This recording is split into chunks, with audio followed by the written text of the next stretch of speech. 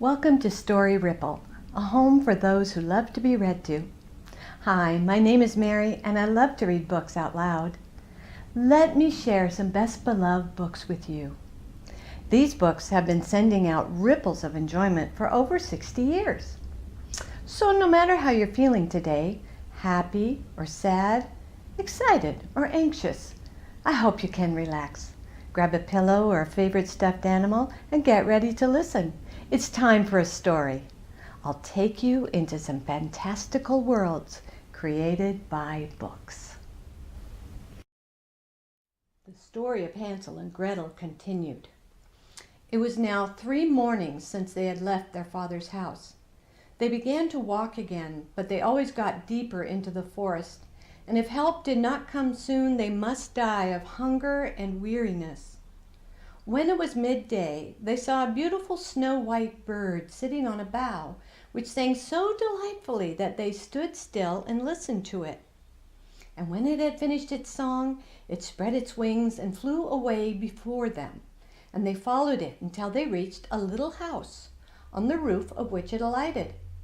And when they came quite up to the little house, they saw that it was built of bread and covered with cakes, and that the windows were of clear sugar. "We will set to work on that," said Hansel, "and have a good meal. I will eat a bit of the roof, and you, Gretel, can eat some of the window. It will taste sweet." Hansel reached up above and broke off a little of the roof to try how it tasted, and Gretel leaned against the window and nibbled at the panes. Then a soft voice cried from the room, "Nibble, nibble, gnaw, who is nibbling at my little house?" The children answered, the wind, the heaven-born wind," and went on eating without disturbing themselves.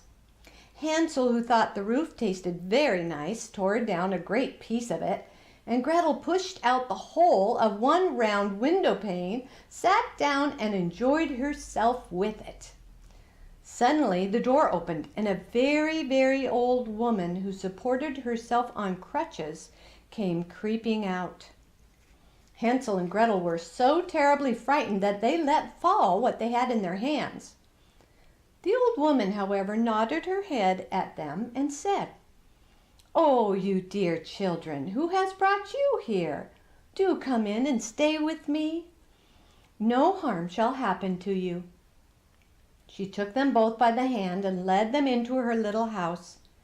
Then good food was set before them, milk and pancakes with sugar, apples and nuts. Afterwards, 2 pretty little beds were covered with clean white linen, and Hansel and Gretel lay down on them and thought they were in heaven. The old woman had only pretended to be so kind. She was in reality a wicked witch, who lay in wait for children and had only built the little house of bread in order to entice them there. When a child fell into her power, she killed it, cooked it, and ate it, and that was a feast day with her. Witches have red eyes and cannot see far, but they have a keen scent like the beasts, and are aware when human beings draw near. When Hansel and Gretel came into her neighborhood, she laughed maliciously and said mockingly, "I have them, they shall not escape me again."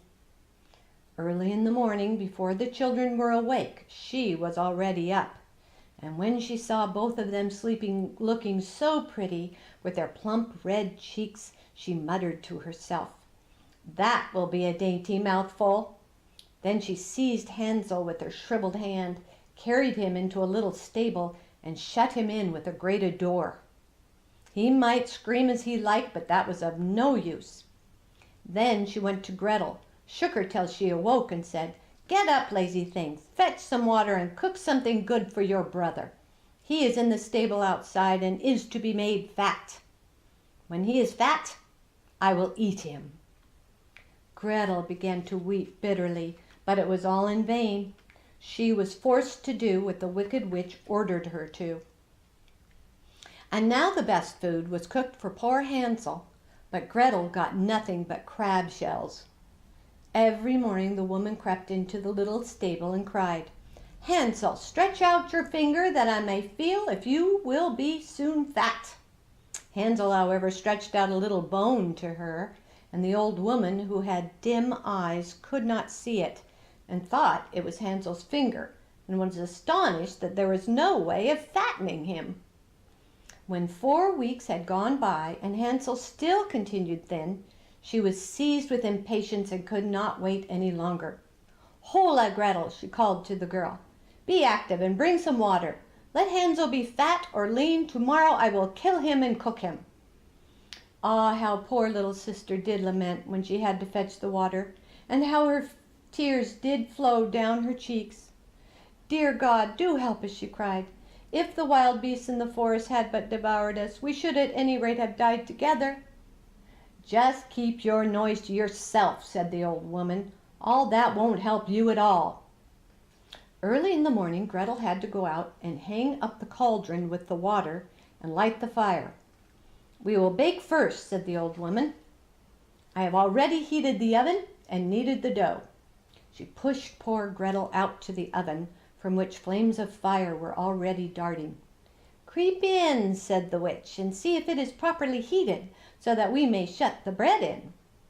And when once Gretel was inside, she intended to shut the oven and let her bake in it, and then she would eat her too.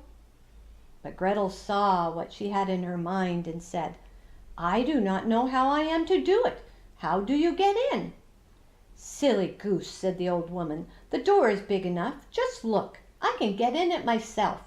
And she crept up and thrust her head into the oven. Then Gretel gave her a push that drove her far into it and shut the iron door and fastened the bolt.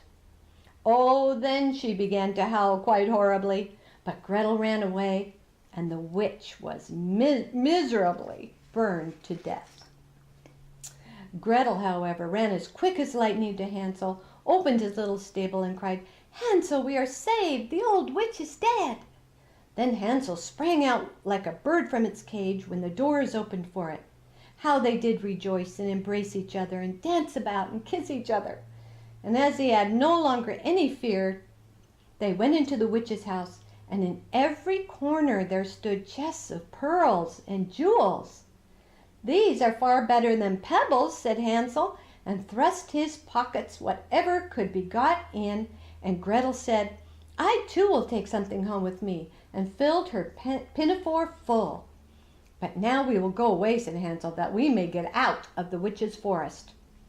When they had walked for 2 hours, they came to a great piece of water. "We cannot get over," said Hansel. "I see no foot plank and no bridge." "And no boats cross it either," answered Gretel. "But a little white duck is swimming there. If I ask her, she will help us over." Then she cried, little duck, do you see? Hansel and Gretel are waiting for thee. There's never a plank or bridge in sight. Take us across on your back so white." The duck came to them, and Hansel seated himself on its back and told his sister to sit by him. "No," replied Gretel, "that will be too heavy for the little duck. She shall take us across one after the other." The good little duck did so, and then when they were once safely across and had walked for a short time, the forest seemed more and more familiar to them, and at length they saw from afar their father's house. Then they began to run, rushed into the parlor, and threw themselves into their father's arms. The man had not known one happy hour since he had left the children in the forest. The woman, however, was dead. Gretel emptied her pinafore until pearls and precious stones ran about the room, and Hansel threw one handful after another out of his pocket to add to them. Then all anxiety was at an end, and they lived together in perfect happiness. The end. Thank you for sharing this fairy tale with me. Our companionship can continue at storyripple.com.